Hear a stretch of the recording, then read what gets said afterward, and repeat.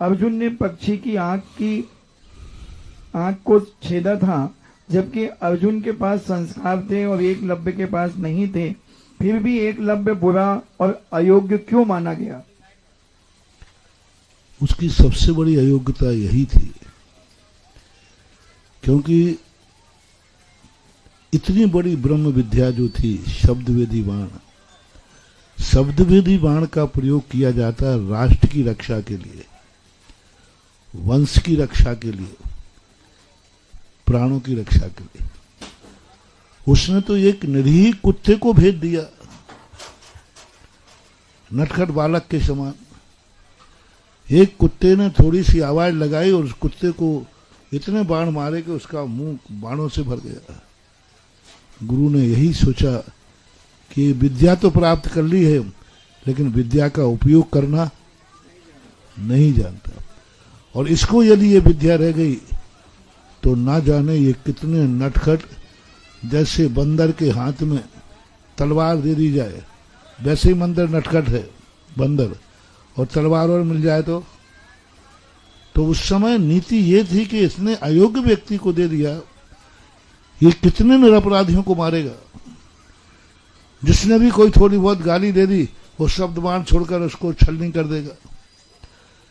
किसी मनोरंजन में आ गया कि किसी ने मनोरंजन के लिए कर दिया, तो वो विद्या का दुरुपयोग करने का उसका संकेत मिल चुका था, क्योंकि ब्रह्मवेदी विद्या कुत्तों के मुंह को भेदने के लिए नहीं होती है, इतनी सस्ती नहीं है। उस विद्या का उपयोग जब किया जाता है जब युद्ध में समस्त शक्तियां खत्म हो जाती, अब कोई भी बचने का चारा नहीं है, तब उस ब्रह्म विद्या का प्रयोग किया जाता था।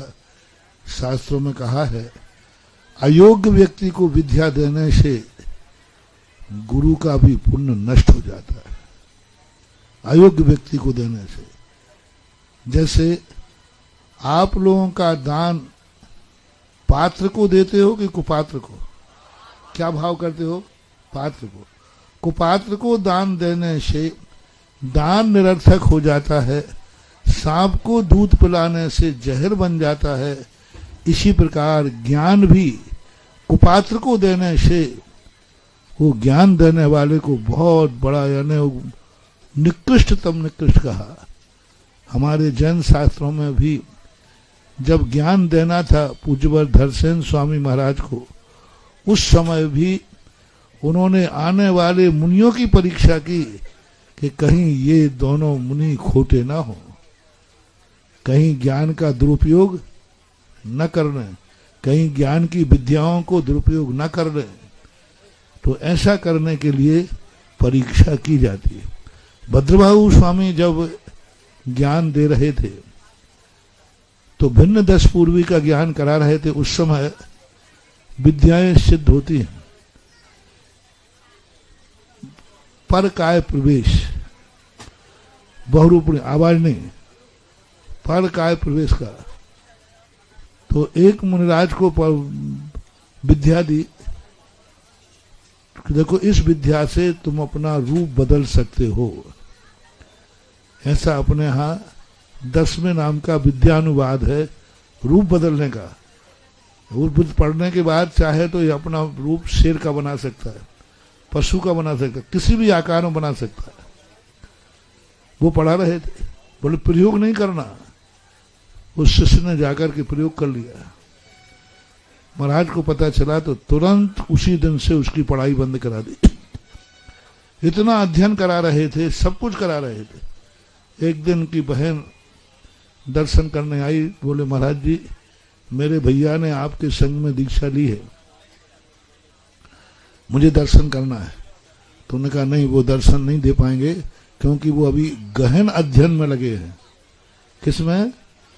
गहन अध्ययन चल रहा है और इस समय सिद्धि विद्याओं का अध्ययन, इसलिए उनको डिस्टर्ब मत करो।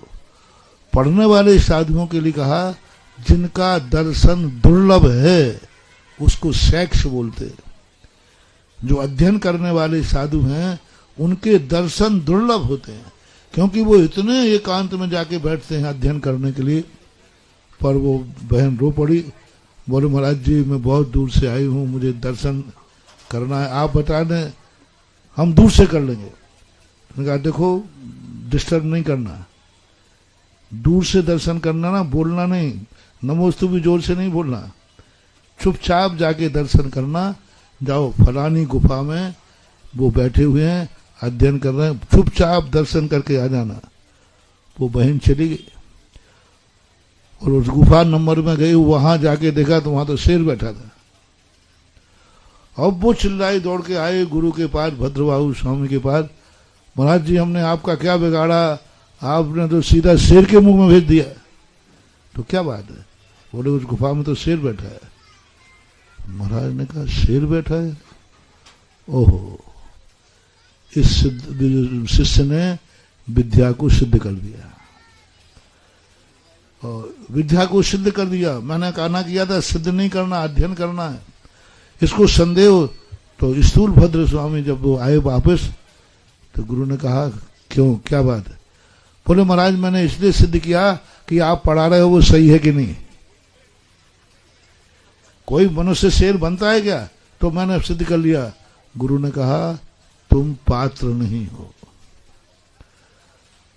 तुम अध्ययन करने के योग्य नहीं हो। दो कार्य तुमने किए, एक तो विद्या को सिद्ध कर दिया, दूसरा आपने संदेह किया।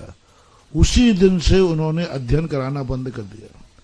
बोले अपना बोरिया बिस्तर बांधो और जाओ, अब आपका अध्ययन बंद, आज के बाद अध्ययन नहीं।